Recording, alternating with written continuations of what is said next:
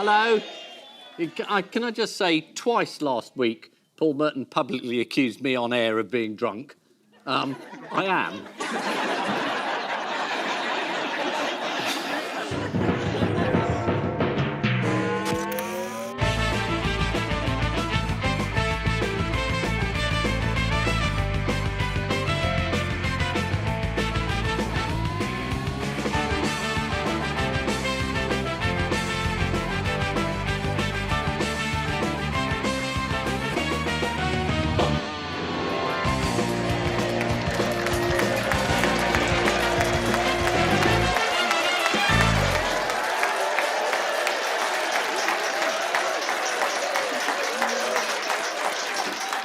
Good evening, welcome to Have I Got News For You? I'm Steph McGovern. In the news this week, in Nottingham, there's a heartfelt response from one onlooker as a postman slips and breaks his ankle.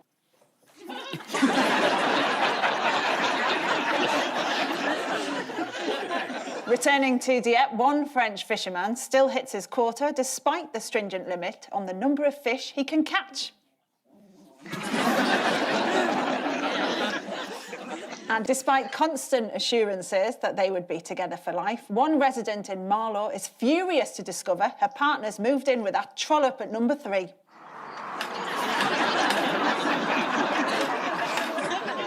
On Ian's team tonight, a comedian who says she loves hosting her new BBC Two show, described as a lightning-fast, quick-fire quiz. Well, she's out of luck this evening, isn't she? Please welcome Zoe Lyons. And with Paul tonight, former deputy political editor for the BBC, who now presents a drive-time radio programme, so we'll be going over to him for live traffic and travel updates throughout the show. Please welcome John Pienaar. So we begin with the bigger news stories of the week. Ian and Zoe, have a look at this. It's Super Thursday. Forest. There's an elbow. There's an arse. Exit only. There he goes. Yeah, Scottish parliamentary elections as well. There's Keir Starmer. I am a good leader. I am a good leader. So we're at a bit of a disadvantage with this question because it's Thursday and we don't know what's happened. So over to John. What's going to happen? Well, everybody's watching the Hartlepool by-election and the Scottish elections, which are both going to be, one, tough for Labour, that's Hartlepool, win or lose, and for Scotland, it's going to be tough for the Union, however well the Scottish Thanks, that's all we've got time for, John. What I'll say about Hartlepool, Labour's problem there has been that they've had a problem matching Peter Mandelson's working-class credibility. Yeah, you're right, this is Super Thursday. It really was, wasn't it? It was pretty super in the polling booth I went to. I took my own pencil. Oh, yes, because you're meant to. Yeah, you've got to be very hygiene careful reasons. now. You don't want to share it. I know, but don't you enjoy when you go to a polling station taking the pencils? Like, do you remember at Argos as well? Did you ever go? Do you know what Argos is, Ian? You lost me on taking the pencils. I know, but it's... I mean, that's the sometimes joy it gets of it. confused between Argos and voting, because the last time you voted, you left with a fridge freeze. Well, I was promised it by the politician. Yeah, you promised it. Yeah, so where did some early morning voters in Oxford have to cast their ballot? Do they have to do it by Zoom? No, it was in a car boot, because it was supposed to be in a local church, but the warden overslept. What has the Mirror been calling Hartlepool? Fartlepool. No, they've been calling Hartlepool the blockbuster Westminster ballot. People haven't used that word in Hartlepool since the video store closed, of course.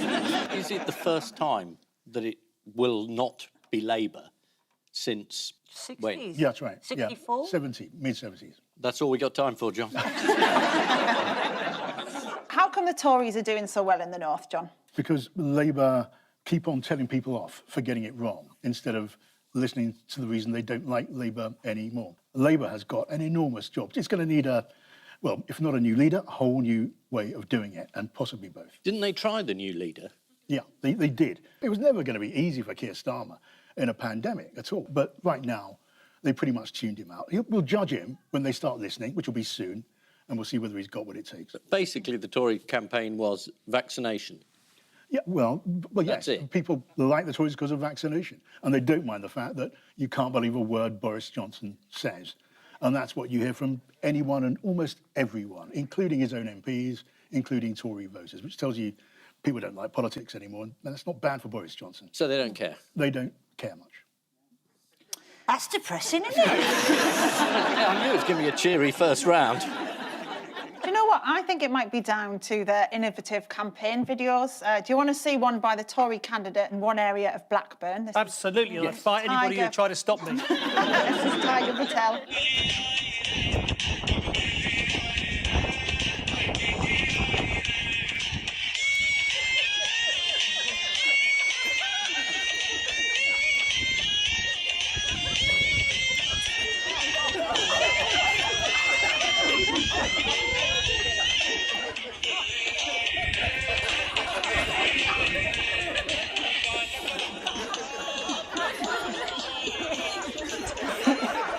Do you think he's realised what the graffiti is? Can we zoom in on it? It's a curious combination of Mussolini standing on the balcony in a children's playground, isn't it?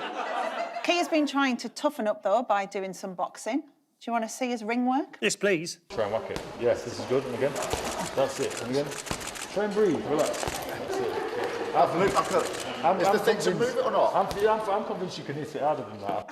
You're hitting it, mate. It's like watching an Italian nonna making dough, isn't it? That is the worst right hook since John Prescott. I can tell you that years and years ago, I challenged Boris Johnson to a fight. Did you? I did, in, on telly, live on telly, so-called celebrity boxing, and he said he was going to fight me, but only if I didn't break his nose, which I promised I wasn't going to do. And, you know, so that was all fine. He didn't want to do it in the end, and it didn't happen. I'm really shocked that your story involves the Prime Minister promising to do something and then just not doing it. No, You didn't I know. feel like... Do you reckon you could take on Kia, then?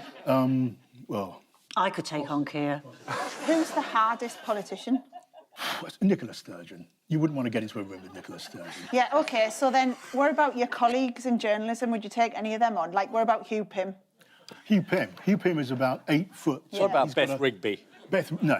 Oh, wait a minute. Have you seen Beth The Rigby? direction of this programme is taking a very strange detour. Hugh Pym's too nice. Yeah, but if you riled Hugh Pym, I think he'd really come at you. I think he'd tear your He'd throat. snap. What was Nadine Dorries' big mistake that had no bearing on the result whatsoever? Did she stand for office? No, she claimed in a tweet that Boris Johnson had delivered 180,000 jobs in Hartlepool, bearing in mind the population of Hartlepool is 92,000. Well, the jobs are so badly paid, everybody has to do 2 of them. She also spelt Hartlepool without a T. Did she? Yeah, not only jobs, it's a T's been Hartlepool. lost. Ironically, she has the word stay alert next to her name. So Boris Johnson doesn't look like he's been damaged, does he, by the fact that there are 3 separate inquiries into his domestic doings. Also, since 2018, there have been various questions about him failing to declare income, holidays and property interests. Why does none of it matter, Ian? You know. Well, I think it does matter.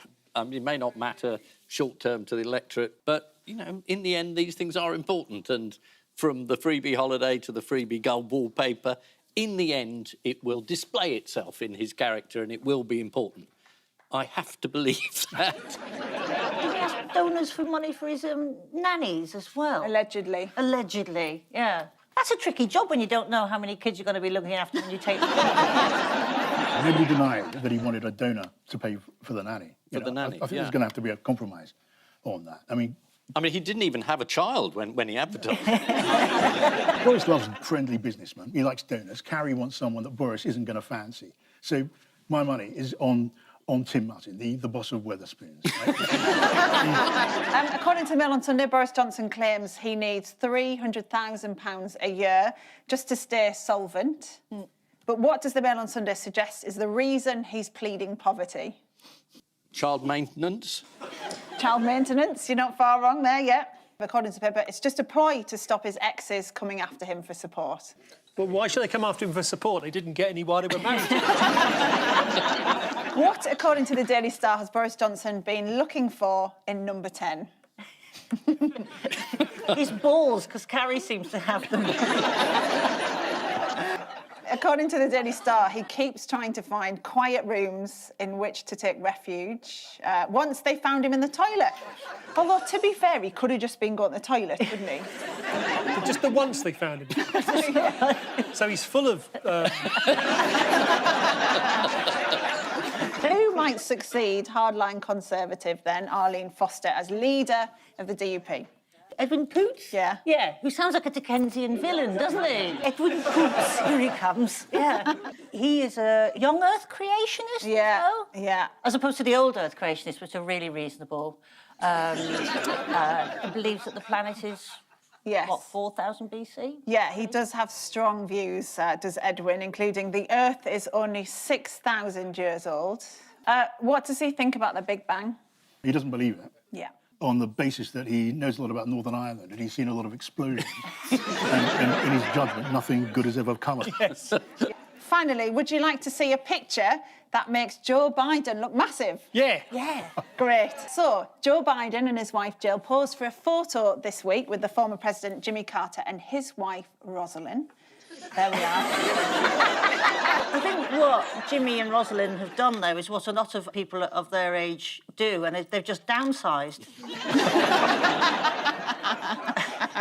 There is this strange sort of lens going on there, because Jimmy Carter's feet... Yeah, massive. He's going skiing by the look of him. I mean, there's something gone wrong there. Yeah, which makes you think maybe Trump's hands were just a long way from the camera, and that's why they were really tiny. Talk about the lens. Yeah, apparently it's a wide-angle lens which exaggerates perspective. Joe does look like he's operating Rosalind from behind, doesn't he? Like... Yeah, someone apparently called Leonardo da Vinci claims to have put it through a process which readjusts the perspective. Shall we have a look?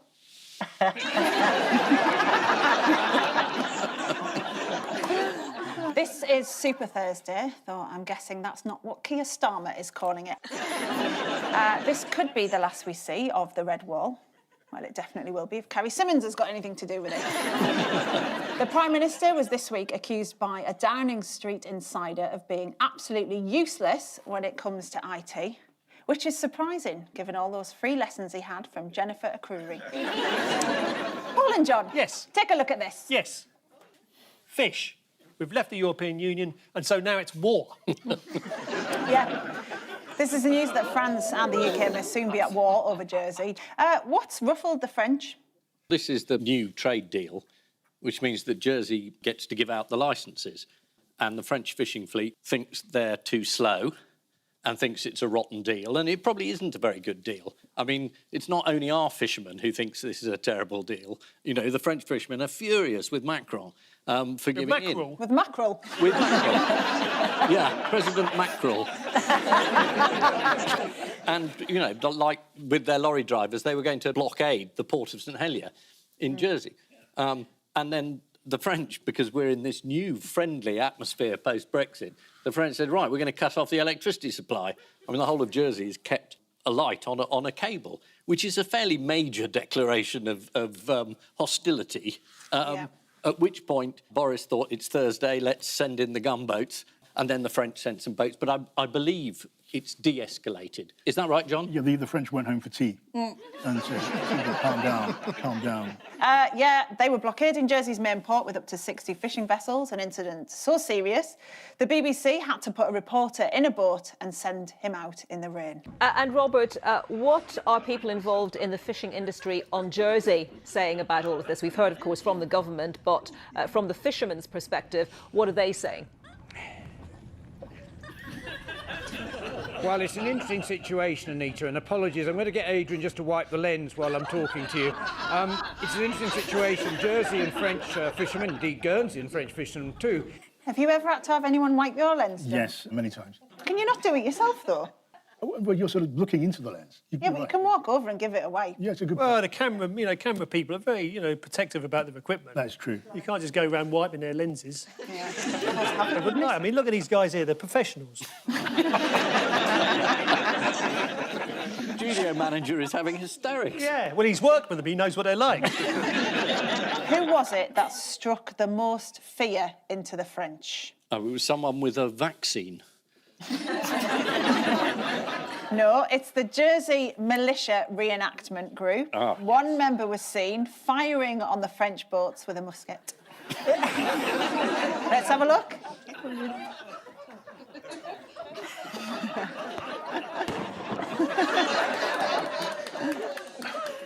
There's nobody there. It took them so long to load the musket, they just scarpered. That's more or less the full strength of the British Army at the moment. I don't know why you're laughing. So how are talks progressing? I think they're going quite well. I think people are calming down. Jersey's Assistant Environment Minister, Gregory Guida, and other officials sailed out to meet the French fishermen for discussions, which, according to BBC Jersey, may involve shouting from boat to boat due to COVID restrictions. What are you going to do then? Yeah, I'll do that. Well, they've got a curfew as well, haven't they, still? So... I am very angry, but I have to be back for tea time. Yeah. According to the Daily Telegraph, what could the chilling end game of all of this be? Nuclear war. Well, everybody in Jersey's freezer will defrost. It'll be a nightmare. The Daily Telegraph understands that Britain is drawing up plans to review its energy links with France and reroute giant energy cables to the Netherlands. But obviously the whole thing hinges on whether Robert Dias has a long enough extension lead. Which expert on all of this did Good Morning Britain invite into the studio? Joe Pasquale. Should we find out? Yeah, go on. They can't cut the electricity off. That's drivel. The contract is between them and a company. They'd have to pass an act of law to cut it off. They're floundering away as usual. I know the French are wrong here. Best-selling author, is that all he's known for, is it, Ian? Don't know. I'm just thinking who I'd believe in any particular situation. An entire country or an ex-con who went inside for perjury. It's a toss-up, isn't there? Yeah, he certainly is when you look at him. Nice to see an old friend, though, Ian. It's lovely to see old friends. Yes, it is. I had no idea he was still out and about. Is that a tag?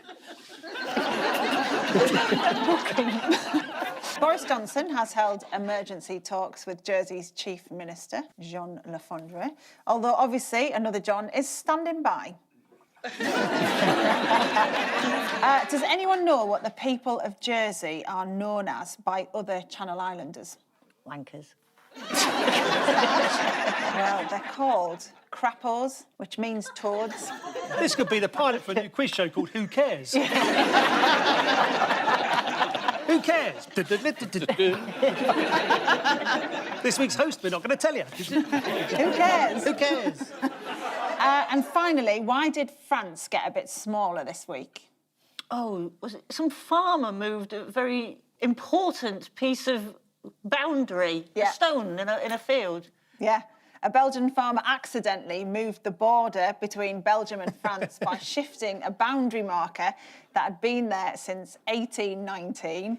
He moved it by 2.29 metres after it got in the way of his tractor. Fair enough. Here is the stone in question. Oh, what a lovely stone. Yes. The French now plan to move the stone even further back in the other direction, so the border just loops around Belgium's Pfizer factory. Yes, this is the story that things are unravelling in Jersey because the French are trying it on. Now, The Sun came up with the headline, PM sends Navy to guard Jersey. A little bit over the top. It wasn't the entire Navy, it was 2 small boats. That's only half the Navy. According to the Telegraph, the French fishermen have threatened on the 200th anniversary of the death of Napoleon to bring the people of Jersey to their knees. Well, even on their knees, they'd still be taller than Napoleon. Napoleon was actually of above average height. Yeah. It was just English caricaturists made him very small. Yes. He was about 5'9", I think. 5'9", that's tall, isn't it, really? Right. Was back then, wasn't it? Yeah. He was definitely of average height. Well, if you've tuned into Who Cares, how tall was Napoleon? Tune in next week and we'll tell you. Oh, hang on, news just in. Napoleon was 5'6", Ian. Oh, excellent. Average height at the time. So how tall was Wellington?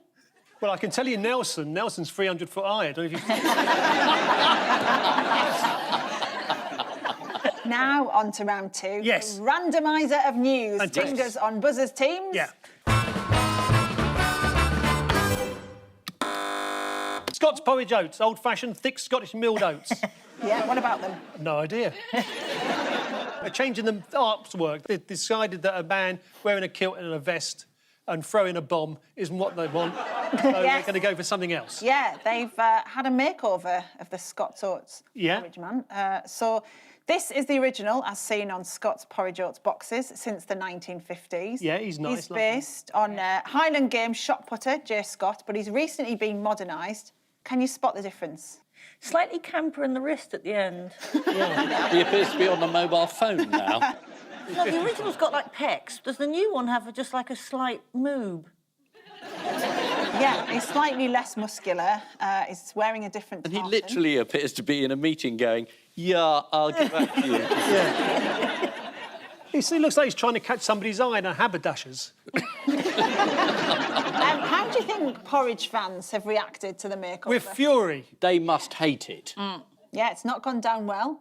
No. One said he looked like a wimp. One lamented the tragic loss of pectoral cleavage. Is your point, Zoe? I love a bit of pectoral cleavage. Who doesn't? Whilst one said they thought he looked like Ed Miliband. One brand that hasn't had a makeover but perhaps should is Frank Cooper's marmalade. Why is it annoying people? Because apparently his wife made the Yeah. marmalade and not him. Oh. Yes. Yeah. The answer is on the side of a jar. Yes. It says, in 1874, in her Oxfordshire family kitchen, Frank Cooper's wife, Sarah Jane, created the first batch of Frank Cooper marmalade. Frank's got nothing to do with it. No. Stupid thing. Gosh, that would be a precedent, wouldn't it? If we had to rebrand everything that way. Prime Minister Carrie Symonds.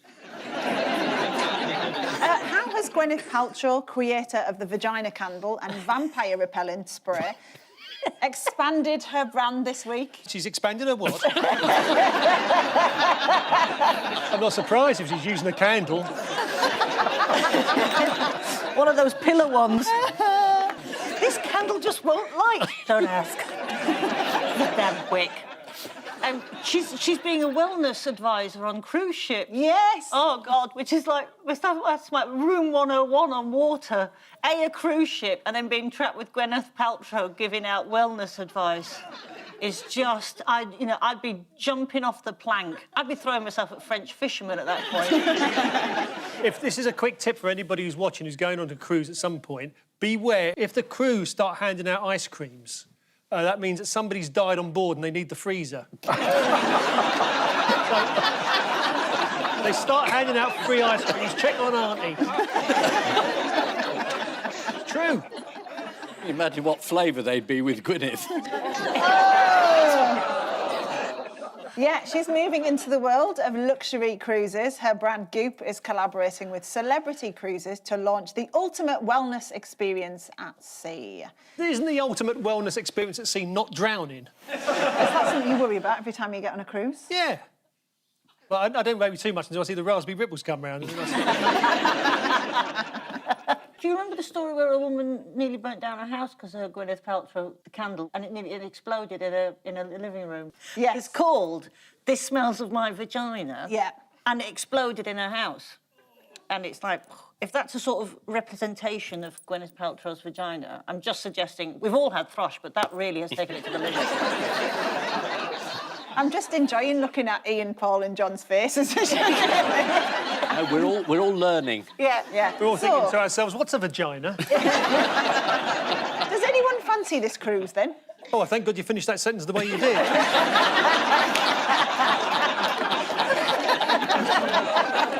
Is there a buffet involved?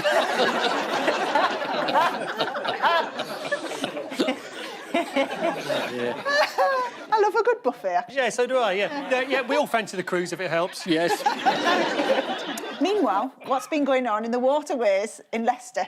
It's a low-speed police chase of a man in a barge, I presume, or narrowboat.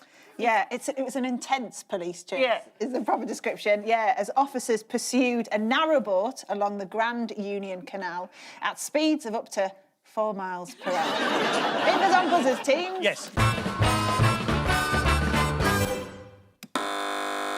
Oh, yeah, this is a big rave being held in Liverpool at the weekend, or was it Thursday and Friday, I think, something like that. A bunch of people, 6,000 people have got together in a club and to see, and they're all tested beforehand, and it's to see basically, you know, whether the virus will spread in such an environment, but hopefully it won't. And it's the first of getting back to normal. I thought it was the Labour campaign headquarters in Hartlepool who were hiding their disappointment when they heard that Keir Starmer couldn't make it that day. I mean, hypothermia is a problem because they've all gone blue. Pilot events included the World Snooker Championships at the Crucible in Sheffield, a live concert for 5,000 people in Liverpool, and a business conference. Which one of those would have been your first choice, Ian? None of the above. What would you be doing instead? Shouting through the nearest off-licence letterbox. You open yet? I can smell it from here. Have you seen him do that as well? Yeah. He goes out of the house with a straw in his hand and sticks it through the letterbox. Zoe? Definitely the conference, just free pens and lanyards. Oh, yes, you see, you understand. Yeah. Are you from Middlesbrough as well? No, just really tight. Yeah.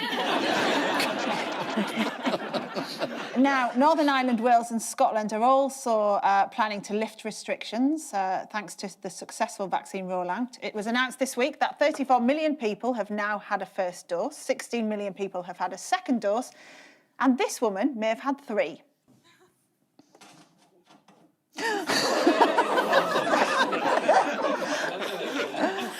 Oh, javelin. I love the way she just casually pulls it out, though. Like, not like, sorry, love. Yeah, won't hurt.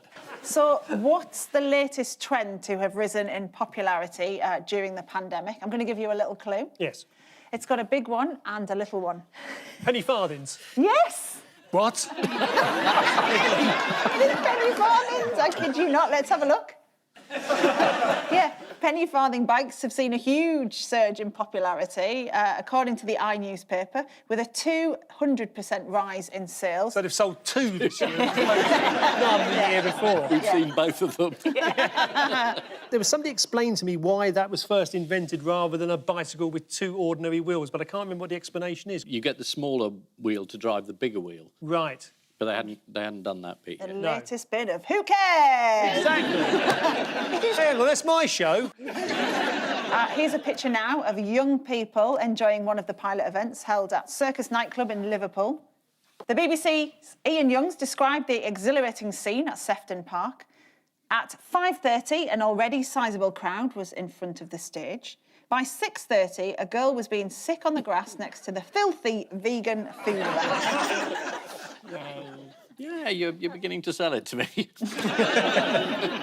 I'll hold your hair back, Ian, when you're being sick. Who were playing? I believe Sir Adrian Bolt was in an appearance. Excellent, as long as he's headlining. Yes. All right, John, you enjoy letting your hair down at a festival or two, don't you? I love a good festival, and I'm looking forward to the next one. Yeah. You know, the booming music, the crowd swaying, right? The beer in your hand, your youngest child on your shoulders, the crowd roaring out, you know, oh, Sir Keir Starmer. It's So while the young people of Liverpool were doing this, here's the scene at the Cranberry Farm pub in Exeter on Bank Holiday Monday. It's St Guilford's, winds and rain. We've got to eat outdoors. They don't have umbrellas or patio heaters. Get that table booked, Shirley. You need the Algarve or, you know, the Isle of Capri when you've got a roundabout with one of the roads shut off as well. It does show how desperate people have got. I had a drink outside a pub. It was the middle of the night. This one. Finally, do you want to see a council worker in Hull get his ride-on lawnmower stuck in a tree? Yeah.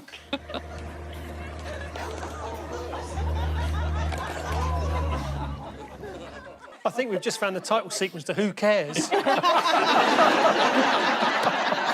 This is the news that 6,000 people attended a warehouse rave in Liverpool. Also this week, Matt Hancock was photographed outside a pub. The landlord was happy to take his order, 1 pint of Guinness and £30 million worth of PPE. Fingers on buzzers, everyone. Yeah.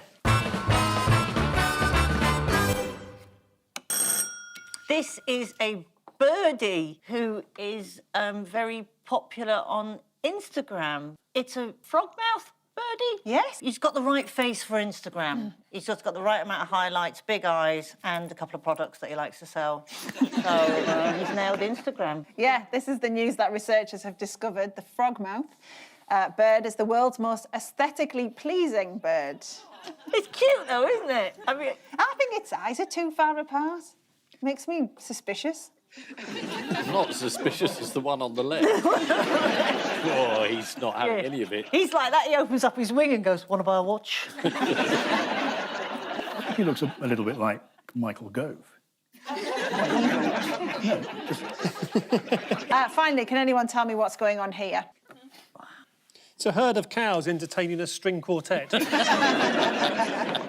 is in Denmark, where it was found that cellists playing in a barn kept the cows calm and happy. They may have just been thinking, what the hell are all these cellists doing in the barn? And why don't they play something like a bit of Bach you can tap your hooves to? Chamber music. It might be more of a dark picture, that. That could be an abattoir scene, really.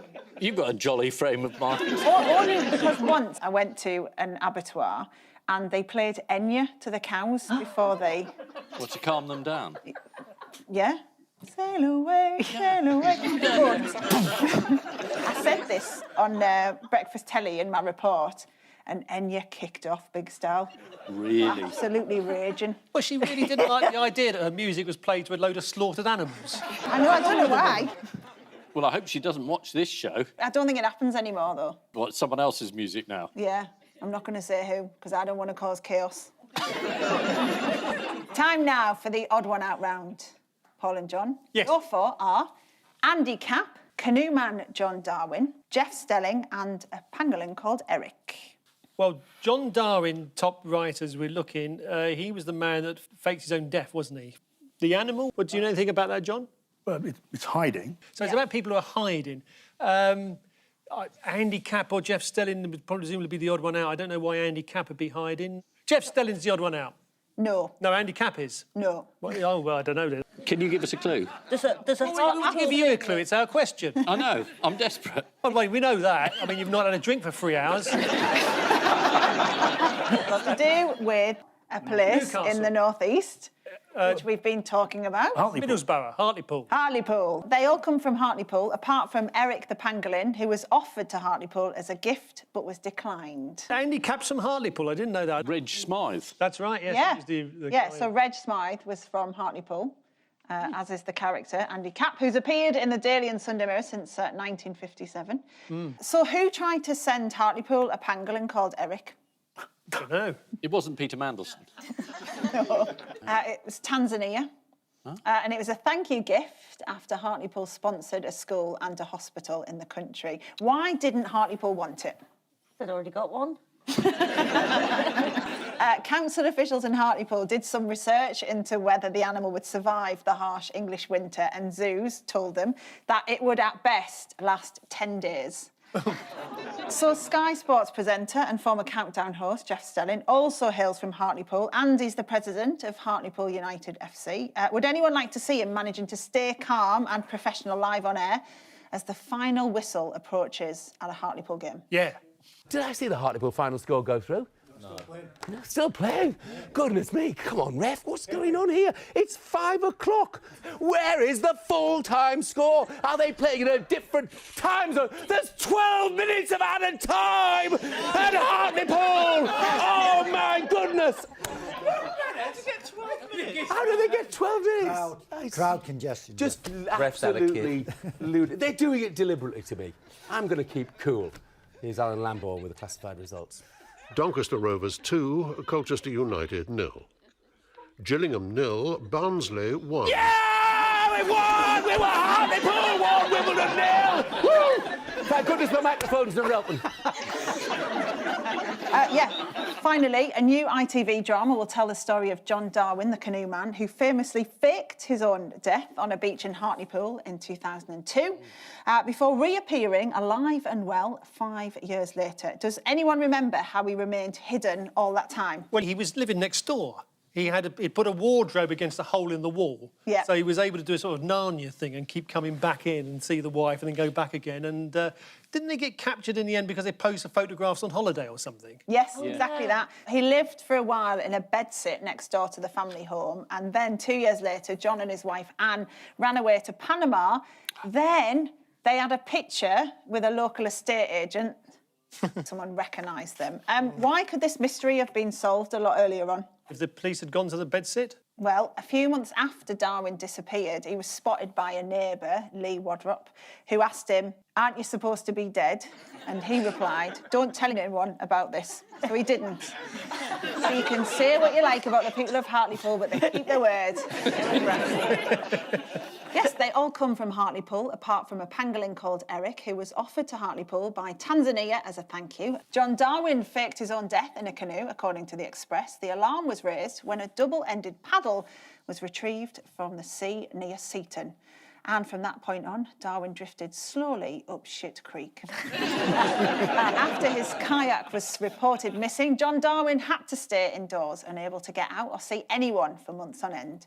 I wonder what that must have been like. Ian and Zoe, here are yours. Cleo Watson, Alan Titchmarsh, Alistair Campbell and Hurstbourne Tarrant. I think this is about erotic literature. This village, that phone box is actually the library. It's one of the bigger libraries in the country after recent cuts. And they've enjoyed it so much that someone in the village was putting back erotic books, and the village got really cross about it. And I think that's the key, because that's Chloe Watson, who was a friend of Dominic Cummings. She used to work in Number 10, and she's now writing an erotic novel, apparently, about Number 10. I can't imagine where she gets the inspiration. I think Alistair Campbell wrote a novel about... He used to write for sort of what used to be called girly mags, or what they're called these days. Oh, right. So he wrote erotic fiction. Yeah. Please tell me Alan Titchmarsh didn't write erotic. He wrote a lot of novels, though, that were quite raunchy. Yeah. What, Yeah. Titchmarsh? Didn't he get a bad sex award? Yeah. I mean, for the novel, Yes. not for... Yeah, they've all written erotic fiction apart from Hurstbourne Tarrant, a village where erotic fiction is mysteriously appearing in its phone box community library. So Cleo Watson, as you say, Ian, a former Downing Street advisor and Dominic Cummings ally, is said to be writing an erotic political thriller. Any ideas what it's going to be called? Is that a manifesto in your pocket, or are you just pleased to see it? Dominic's coming.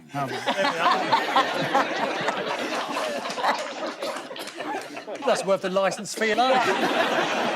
It's going to be called Whips. Yeah, that's the provisional title, according to the Daily Mail. I suppose it could be called Illegal Payments, but that would be more amusing, wouldn't it? Now, it's said to be based on her time in Westminster, with thinly disguised characters based on real political figures. So who do we think might have inspired her? There's someone called Morris Bonson. We know that one character, Teddy Hammer, is said to be based on outgoing strategic advisor Sir Edward Lister. Oh, gosh. Well, I would, wouldn't you? Show us your portfolio. Does anyone recall how Boris Johnson described a woman in his novel, 72 Virgins? No idea, no. He described one female character as a mega-titted 6-footer. What, she'd have like 15 breasts or something? Which is interesting, because he's just a mega-tit, isn't he?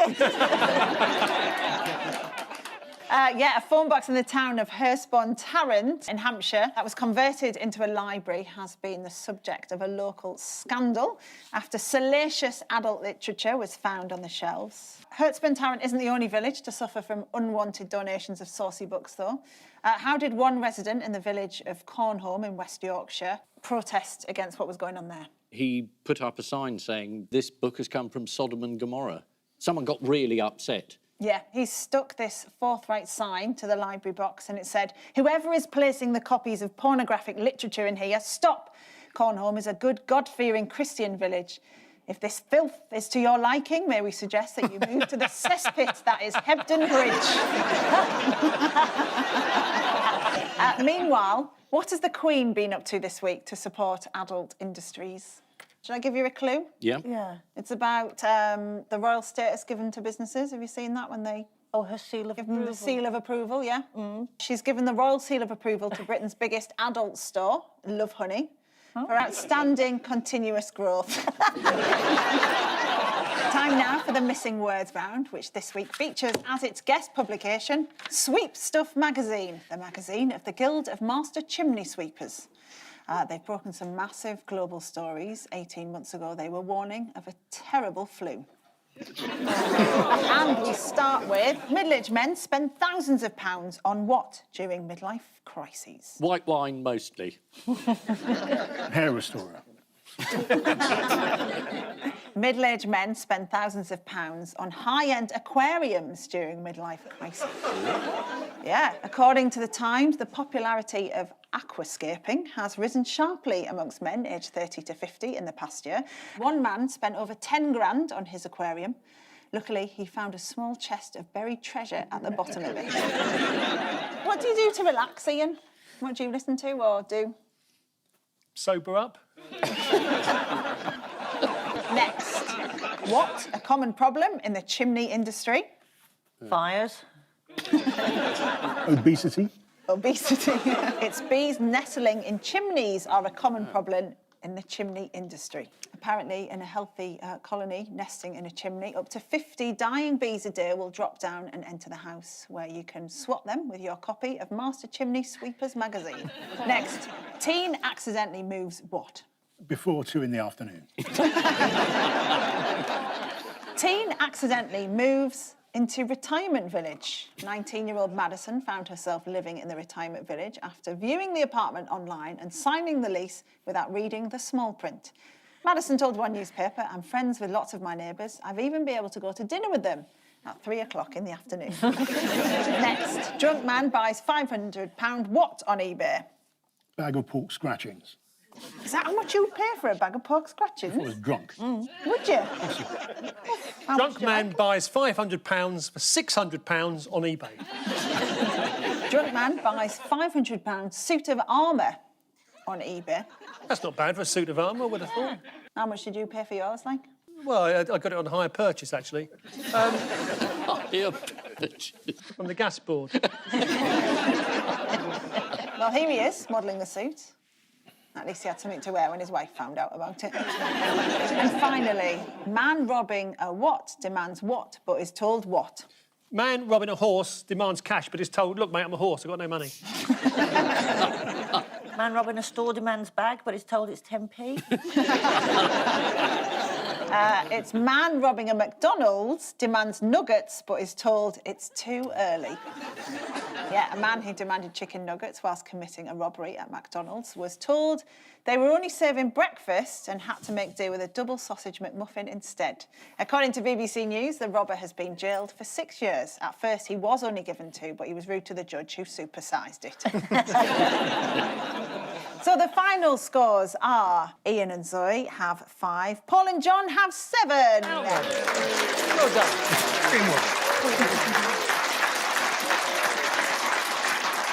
On which note, we say thank you to our panellists, Ian Hislop and Zoe Lyons, Paul Merton and John Pienaar. And I leave you with news that after realising he's left the house without a mask, one man is quick to repurpose his underwear.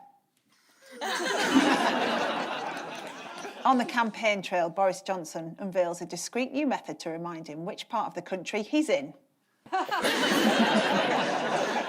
And during a lunch break in Hyde Park, one city worker instinctively decides now would be a bad moment to get out his fish paste sandwiches. Good night.